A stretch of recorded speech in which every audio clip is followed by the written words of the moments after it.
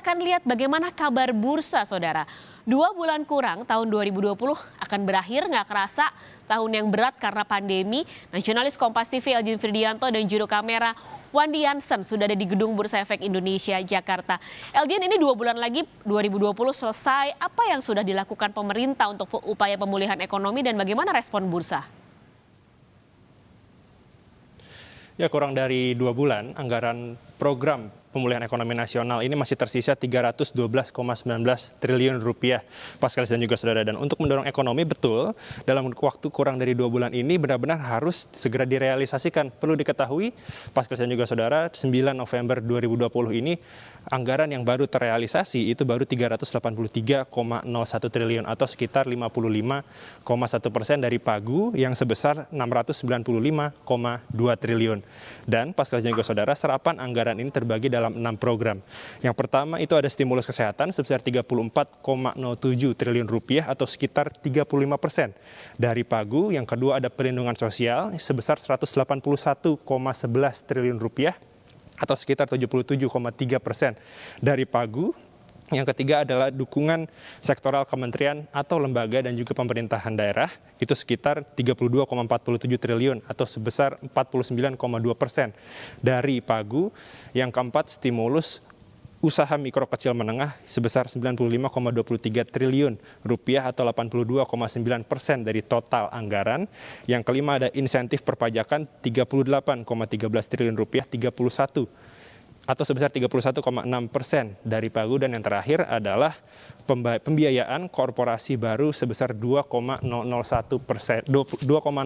rupiah atau sebesar 3,2% dari total alokasi anggaran. Harapan dari Menteri Keuangan Sri Mulyani bahwa penyerapan anggaran PEN ini hingga akhir tahun dapat dimaksimalkan. Bukan hanya itu saja, sebenarnya peningkatan penyerapan program PEN ini sudah terjadi sejak awal kuartal 3 tahun 2020 hingga saat ini, Pak Skalis dan juga saudara.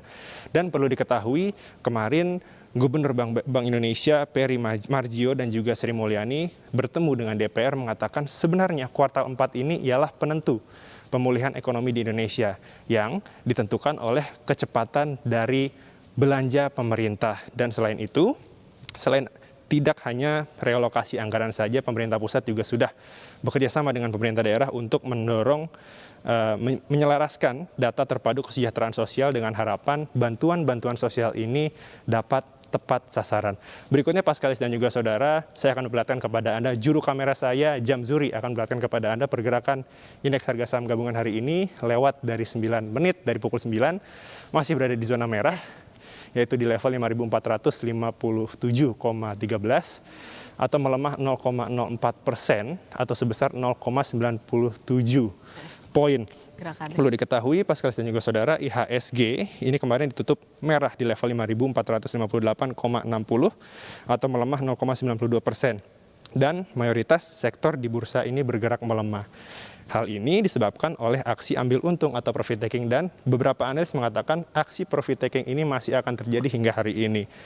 Pak Skalis dan juga saudara, perlu diketahui dan juga perlu menjadi tingkat waspada bagi kita bahwa meskipun sentimen positif perkembangan vaksin ini sudah ada, tetapi sentimen negatif kembali muncul. Beberapa negara besar di dunia ini kasus COVID-19-nya kembali naik. Dan rencananya ada beberapa negara besar yang akan melakukan lockdown. Kembali ke Anda, Pak Skalis. Mengulas langsung dari Bursa Efek Indonesia Jakarta, Eljin Firdianto, terima kasih.